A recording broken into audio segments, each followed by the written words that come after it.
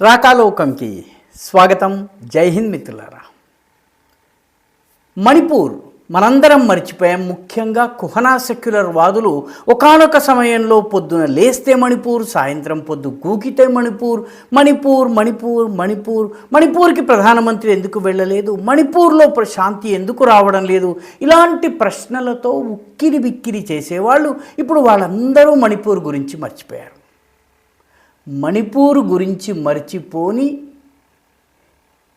సంస్థ ఏదైనా ఉంటే అది కేంద్ర ప్రభుత్వం.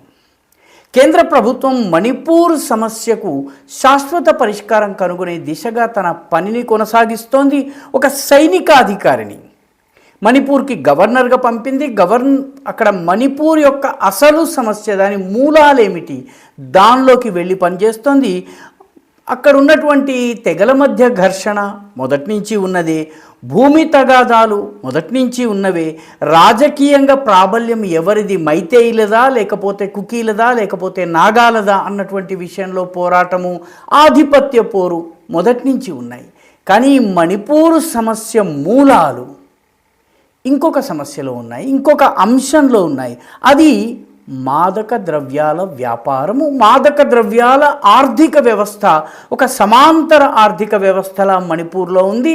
మైతేయిలైనా, నాగాలైనా, కుకీలైనా వాళ్ళలో ఉన్నటువంటి ఉగ్రవాద సంస్థలు మాదక ద్రవ్యాల వ్యాపారం కానీ, లావాదేవీలు కానీ, స్మగ్లింగ్ కానీ చాలా పెద్ద ఎత్తున చేస్తాయి.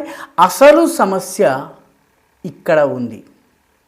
దీనిని అంతం చేసినట్టయితే మిగతా మూడు సమస్యలు, రాజకీయ ఘర్షణలు, అదేవిధంగా కుల తెగల మధ్య ఘర్షణలు, భూ తగాదాలు, ఈ మూడు అంతమవుతాయి. ఈ విషయాన్ని కేంద్ర ప్రభుత్వం గుర్తించింది.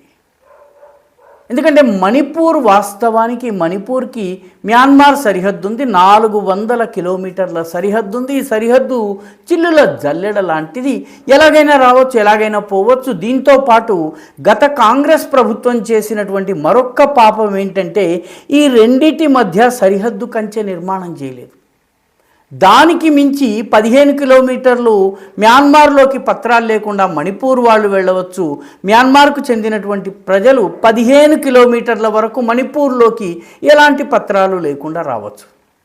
దాంతో ఇదంతా కూడాను ఒక ఓపెన్ గ్రౌండ్గా మారిపోయింది. రాకపోకలు ఇష్టారాజ్యంగా చేసుకోవచ్చును, స్మగ్లింగ్ ఇష్టారాజ్యంగా చేసుకోవచ్చును. మ్యాన్మార్, కంబోడియా, లావోస్ ఈ మూడు కూడాను డ్రగ్ ప్రొడక్షన్కి, మాదక ద్రవ్యాల ప్రొడక్షన్కి, ఓపియం అండ్ కొకైన్ ప్రొడక్షన్లో ప్రపంచంలో అగ్రస్థానంలో ఉన్నాయి. దీన్ని గోల్డెన్ ట్రయాంగిల్ అంటారు. 1970వ దశకం నుంచి ఈ గోల్డెన్ ట్రయాంగిల్ని పూర్తిగా అరికట్టేటటువంటి మాదక ద్రవ్యాల స్మగ్లింగ్ని కానీ, ఉత్పాదనను కానీ అరికట్టే ప్రయత్నాలు మొదలైనవి. పర్యవసానంగా దాని స్పిల్ ఓవర్ మణిపూర్లోకి వచ్చింది. మణిపూర్లో ముందు యువకులకు మాదక ద్రవ్యాలు అలవాటు చేశారు. ఆ తరువాత యువకుల్ని మాదక ద్రవ్యాల సరఫరాదారులుగా మార్చారు. ఇదంతా కూడాను 2010 ఆ ప్రాంతంలో ప్రారంభమైంది. 2010లో మణిపూర్లో ఒక హెల్త్ సర్వే నిర్వహిస్తే మణిపూర్లో దాదాపు 1,20,000 మందికి ఎయిడ్స్ ఉన్నట్టు, హెచ్ఐవి ఎయిడ్స్ ఉన్నట్టుగా తేలింది. ఎందుకు వీళ్ళకి హెచ్ఐవి ఎయిడ్స్ వచ్చిందంటే ఒకే సిరంజితో 10 మంది మాదక ద్రవ్యాల్ని తమ శరీరాల్లోకి ఎక్కించుకుంటూ వచ్చారు. దీనివల్ల ఎయిడ్స్ వ్యాధి వచ్చింది. ఒకే సిరంజిని వాడటానికి వీల్లేదు, కానీ మాదక ద్రవ్యాల్ని సేవించాలన్నటువంటి తపనలో అన్నిటినీ మర్చిపోయి పనిచేశారు. పర్యవసానంగా 1,20,000 మంది యువకులు, దేశానికి పనికొచ్చే యువత ఈ రకంగా మాదక ద్రవ్యాల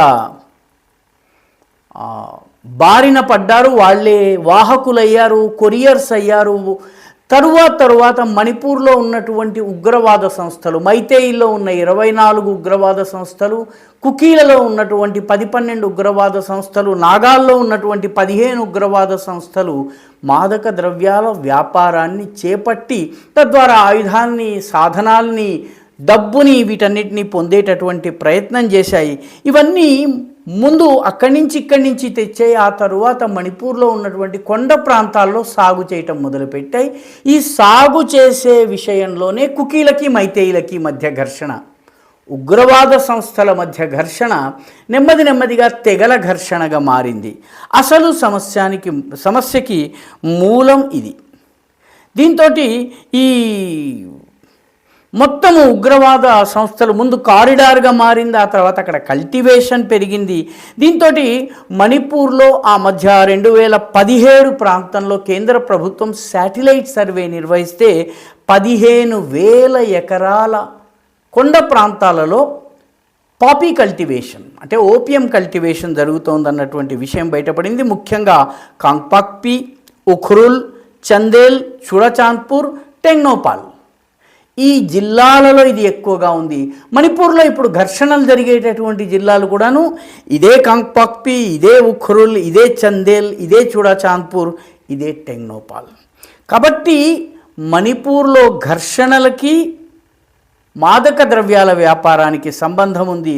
ఆ తరువాత 2017 నుంచి అక్కడ ఉన్నటువంటి ప్రభుత్వము మాదక ద్రవ్యాల మీద యుద్ధం ప్రకటించి ఏకంగా 2017 నుంచి 2023 లోపల 18,600 ఎకరాల నల్లమందు సాగు, ఓపియం సాగుని పూర్తిగా ధ్వంసం చేయటమే కాకుండా చాలామందిని అరెస్ట్ చేయటం జరిగింది.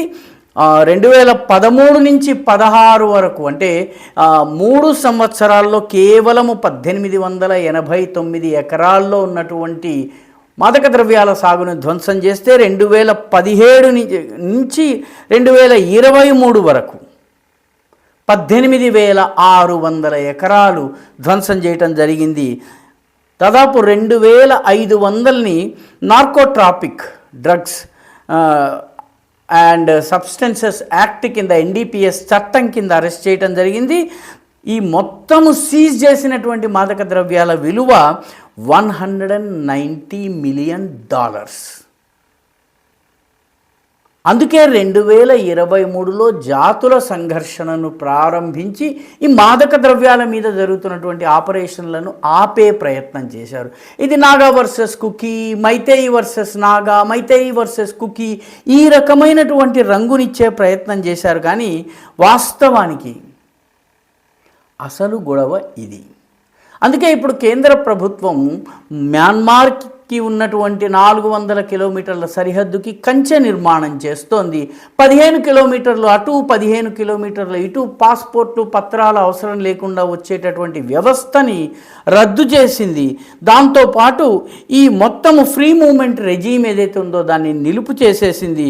ఆ తర్వాత చాలా ఉగ్రవాద సంస్థలతోటి కాంగ్రెస్ ప్రభుత్వం ఒప్పందం చేసుకుంది. మీరు ఉగ్రవాద కార్యకలాపాలకి పాల్పడకండి, మీకు మేము కాలనీస్ కట్టిస్తాం, ఆ కాలనీల్లో మీరు ఉండొచ్చును మీ ఆయుధాలతో పాటు. ఇప్పుడు ఈ ఒప్పందాల్ని మళ్ళీ సమీక్షించి ఆయుధాలని ప్రభుత్వానికి జమ చేసేలాగా ఒప్పందాలు చేసే ప్రయత్నం చేస్తున్నారు. ఎప్పుడైతే ఉగ్రవాదుల చేతిలో ఆయుధాలు ఉండవో, ఎప్పుడైతే సరిహద్దు అటు ఇటు రాకపోకలు ఉండవో అప్పుడు నెమ్మదిగా ఏకబిగిన ఈ పాపీ కల్టివేషన్ని కంట్రోల్ చేసినట్లయితే ఒక రానున్న 5-10 సంవత్సరాల్లో మణిపూర్ డ్రగ్ విముక్త మణిపూర్గా మారుతుంది. అందుకే కేంద్ర ప్రభుత్వం పనిచేస్తోంది. ఇదంతా జరుగుతోంది కాబట్టి దీని గురించి మన దేశంలో ఉన్నటువంటి కుహనా సెక్యులర్ లెఫ్ట్ లిబరల్ ప్రతిదానికి కళ్ళబొల్లి కన్నీరు కార్చేటటువంటి శక్తులు అస్సలు మాట్లాడటం లేదు. ఈ వీడియో మీకు నచ్చినట్టయితే లైక్ చేయండి, షేర్ చేయండి, ఈ ఛానల్కి సబ్స్క్రైబ్ చేయండి. మీ అభిప్రాయాన్ని కమెంట్ల రూపంలో తప్పనిసరిగా పంపించండి.